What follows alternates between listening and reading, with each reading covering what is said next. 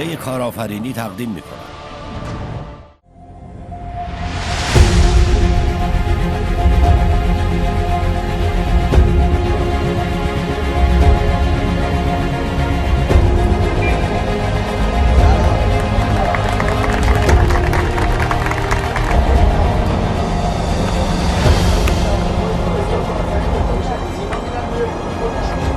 با هم دیگه صحبت می‌کنم. منتورا به صورت گردشی، یعنی مثلا 10 دقیقه روی این بوم 10 دقیقه روی این بوم مشورتاتون رو بگیرین، اگه سوالی دارین از منتورا بپرسین، با هم دیگه دقیقاً اون ریزه‌کاریایی که تو ذهنتون هست رو با هم مشورت کنیم که دیتا بره بالا.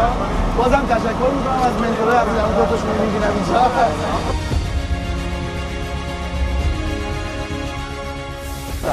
سلام خیلی خوش اومدید.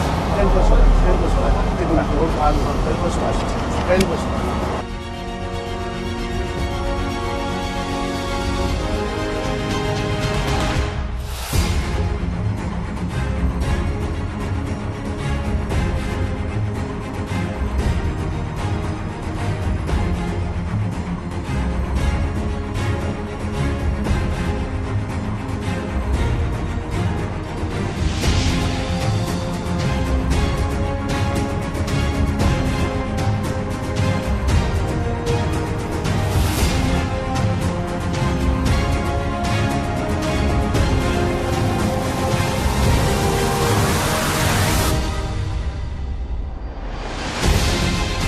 نه شاید الان نه دانش من اینو بتونم بعدا حلش با خدمات آنلاینی که ما به کاربر ارائه میدیم باید تمام اون آیتم هایی که ممکنه که یک مشتری ناراضی باشه رو باید بیاریم. میزان سود و زیان، خرابی میوه. من میگم برای اینکه بالاخره شما باید امتیاز ببینید من میام استفاده میکنم راضی ام که اوکی خب ولی من ناراضی هستم شما باید لیست داشته باشید. آره علتش باید به خودتون باید دیگه. یک ما اول احتمالاً ما در مورد MVP صحبت کنیم چون هنوز سایتی اصلا طراحی نشده که به عنوان حالا همون سایت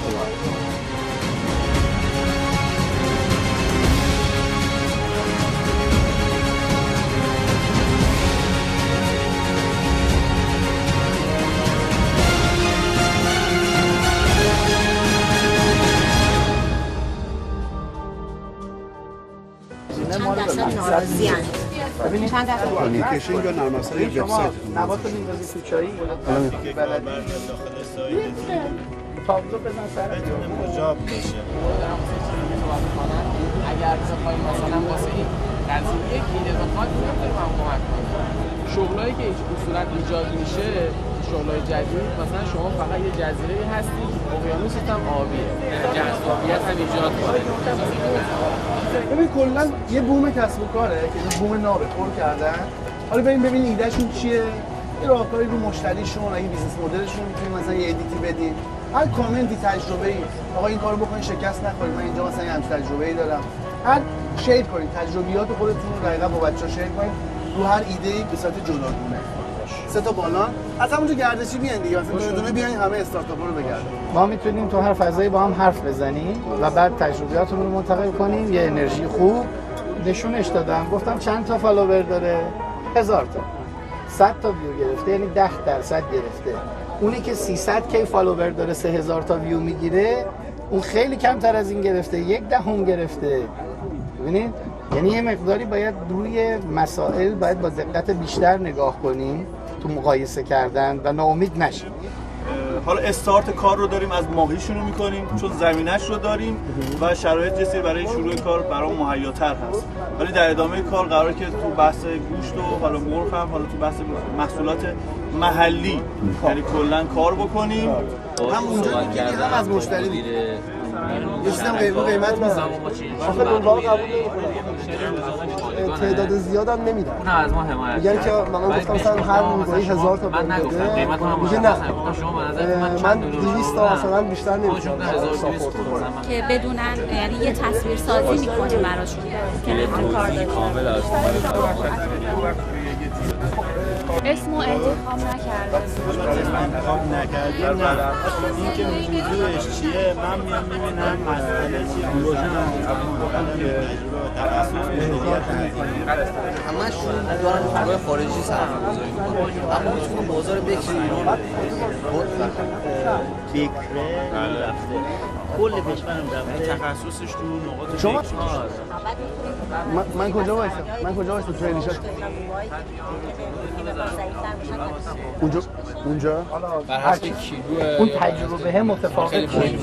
اون تفاوت باعث میشه طرف بیاد مثلا 1 کیلو فیکس نمیشه. راه رو بپذیرید. وقتی شما دارید قشر پس اینی که بخوایم فقط به این فکر کنیم که حالا ما بخوایم مثلا فرض کنیم دست‌بندی کنیم بفرستیم هست نه که نباشه ازش نکنیم.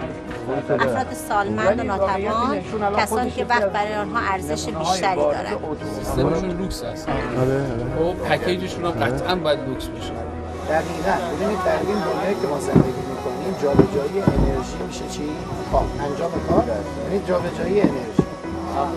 کسایی میان سراغ شما 20 تا حالت طراحی کردی میشینه باهات صحبت میکنه میگه آقا 120 تا حالت طراحی کرده خیلی جلوتر از توه ولی یه فرق بین شما هست بین شما و اون تیم رقیبش اگه زودتر کار کنه اون انواع اقسام این رو هست یعنی فعلا فقط به نور مثلا 4 تا چرا زیاده اوایل روزی یه دونه نایلون از یه مدل میاد مثلا یه چون نوعی میمونه صفرش میمونه تعداد استادکار به وجود که میاد خود ما حرف از ابتدای کاره در ابتدا میگم این مشکلاتی که این عزیز گفت بابا این یه نظر قشنگی گفت استادکار ماهری که با کارش ردیفه که روزای تعطیل نمیاد خیلی واسه به سراغ مشتری مشتری به نظر شما خودتون فکر می‌کنید که در نهایت وقتی اپلیکیشن نوشتی میان سراغ شما نوشتون سرشون بله منظور من اینه که یه سری مزیتایی واسش داشته باشه یه سری جاذبه اگه بتونی یه سری جاذبه واسش به وجود بیاره قبوله ولی اینکه چه جاذبه‌ای می‌خوای بذاری مهمه دقیقاً یکی میتونه با پول جمع کنه یکی میتونه با تعداد زیاد خدمات جذبش کنه اعتراض زیاد خدماتی داری برای شروع کار این مشکل رو داریم ولی خب اگه وارد مذاکره باشه با شما حالا یه چند تا نورایی تحت درآمد خودمون قرار بدیم من این نکته هر منتوری میاد بنا به دیدگاه ذهنی خودش و مقتضای تجربه خودش حرف میزنه شما اون چیزی که به دردتون بخوره رو برداشت کنید یعنی شاید من اصلا یه منتوری بیاد من اصلا کلا حرفش رد کنم یه منتوری بیاد حرف منو کلا رد کنه شما برداشت ذهنی خودتون اون چیزی که به دردتون بخوره رو برداشت تنفیذ مسئولیت نکنید یه طرف تولد بدید 8 نفره بریم و اجرا کنیم همیشه از مشتری حرفه‌ای جلوه الان نه کم کم و شما مطمئنا نیاز به مشاوره دارید سریع درست آدرس و اینا واسش فرستادم من یکی ولی اونی که اینجا این مشکل شما رو تعداد استاد فرض بعد کم نداره مثلا در شهر خود زبانی بهتره خیلی خوب این جواب میده وبسایت بزنید اپلیکیشن کنید تبلیغات کنید بازاریابی محتوایی کنید خیلی هزینه خیلی یه چیزی من اگه یک بار دونستان شما بگیرم حال نکنم بار دوم نمیام بله من کار کنم با چند سایت کار کنم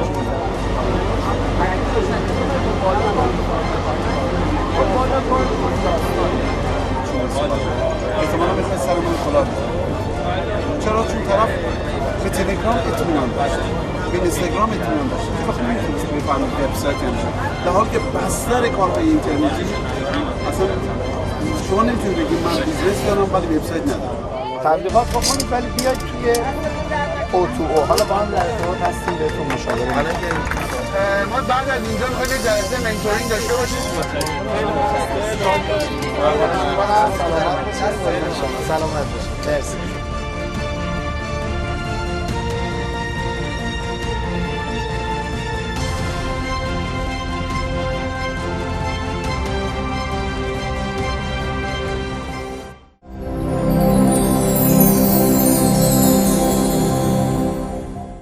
معرفی منتورا به نظر شما مهمترین ویژگی کارآفرین چی میتونه باشه؟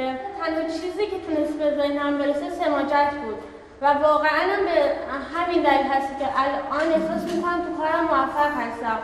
ببینید تو ایران سخت‌ترین کار کارآفرینیه، یعنی اگر کسی بگه کارآفرینی سخته اشتباه خودش سخت‌تر از سخت‌تره. اگر واقعا میخواید این مسیر قدم بردارید اول یه جفت کفش آهنین برای خودتون بخرید و بعد شروع کنید. من توی اینستاگرام یک پستی بود که گفته بود که مهمترین ویژگی کارآفرین چیه. بعد بچه‌ها همه چیز میگفتن دیدم یکی گفته سماجت، یه کلمه گفت فقط سماجت. بعد باشون ارتباط گرفتم چون فهمیدم که ایشون میفهمه یعنی کارآفرین یعنی چی. میشه گفت سالهای زیادی تو زمینه ساخت فعالیت کردم و میشه گفت بدون شکستش کاری درستی هم نمیاد. همه شما که امروز اینجا جمع شدید خیلی عالیه، خیلی تلاش خوبی کردید. همچنین در نظر بگیرید تا شکست نکنید، استارتاپی که تجربه نکنید نمیتونید استارتاپ خوب در بیارید. خیلی فکر کردم برای اینکه با من چه کاری بیام بکنم که هر استارتاپی بیام بزنم احتمال شکستش خیلی داره. اومدم یه طرحی دادم که گفتم اگر شکست خوردم سمت و سوی استارتاپم میتونم عوض کنم.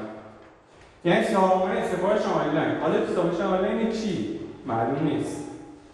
در حال حاضر من فعالیت غذا رو تو بورسا خوب می‌دونستم. سفارش آنلاین غذا شد. و اینو دیدم که اصلا تو زمان تابستون سفارش بلیط خوبه. فروش بلیط رو راه انداختم. دوباره یک آیتم جدید و به همین یک استارتاپ شدش که بلیطم شکست نتونه داشته باشه، ولی خب هیچ استارتاپی بدون شکست هم نیست. اگر باز من روزی ببینم که نسل داره عوض میشه و چیزهای جدید دارن وقتی من میبندم و استارتاپ‌های جدیدتری رو به روز راه میندازم. یا من سلطان شکست خوردن در استارتاپ هستم. چند تا؟ من تا الان حداقل فکر می‌کنم از این 5 استارتاپ رو شکست دادم و 2 تا تیم 50 نفره تکوندم. شاید باور نکنید ولی اون 50 تا تقریبا 20 تاشون تو شرکت خیلی معتبره که اینا خیلی بالا تو سطوح خیلی بالا مشغول فعالیت. البته میخوام میگم تجربیاتی که تو حوزه شکست من دارم شده. علت اینه که مکررن تو استارتاپ شکست میکنم من چیزهای متعددی که میتونم بهتون منتقل کنم واقعا مثل گنج ارزش. شما شکست نخورید. من الان هم یکی از استارتاپ دارم اصلا 95 مجموعه آموزشی صدق و قهرمان یا زیرو تو هیرو که مستقل مرکز رشته دانشگاه مازندران هست. نزدیک به 30 نفر مجموعه همونن، 30 نفر آدم تکنیکال و فنی. خیلی فعال الحمدلله این همه شکست من. بعد علت اصلی استارتاپ من شکست می‌خوره اینه که من خیلی تنوع طلبم. سریع خود دیگه زده میشم از این استارتاپ برم سراغ بقیه. من مجموعه آموزشی دقیقاً به این نیت رو امروز کنم. یک سری آدم رو پرورش میدم، یه جذب میکنم، ایده‌ای بهشون میدم و اونها رو رها میکنم. همین درسته. راهشو پیدا کنم. اجرا نمیتونه بگه. ایشون فقط ایده بده. اجراش نمیشه. یه چیزی که فکر می‌کنم خیلی مهم‌تره تیم سازیه. اگه بتونید تیمتون رو خوب جمع کنید و مرحله تحقیقتون کامل باشه که اون کسب کارتون قبلش با اطلاعات کامل برین جلو موفق بشین و اینکه پشت کار داشته باشین. دقیقاً همینطور. من مجید صفایی هستم. میشناسید تا یه حدی منو مدیر شرکت محتوانگاران رایج و برند رایج مارکتینگ. کارمون ارائه خدمات دیجیتال مارکتینگ به سایت ها مثل تولید محتوا، حالا صوتی، تصویری و متنی. حالا این من بخوام چیزی بگم چیزی که جدا از حرفی بچه‌ها زدن و کاملا درست بود، من می‌خوام روی کیفیت تفکرتون و دریافت سیگنال‌های بازار خیلی تمرکز کنید. یعنی شما روی استارتاپاتون باید بدونید توی بازاری که دارید پیش می‌رید سیگنال داره که الان من باید این رو بکنم، الان باید تغییر بدم به این، الان یه مخاطب جدید دارم اینجا پیدا می‌کنم. سیگنال‌ها رو بگیرید. و لازم روی کیفیت تفکراتتون هم تمرکز کنید و به رشدش بدید. اصلا خسته نباشید، خیلی روز خوبی بود. انشالله که تجربه خوبی باشه و استارتاپتون بهتره که وارد فضای استارتاپ ایران بشید. من از همه شما خداحافظی می‌کنم. خدا نگهدار. مرسی. مرسی.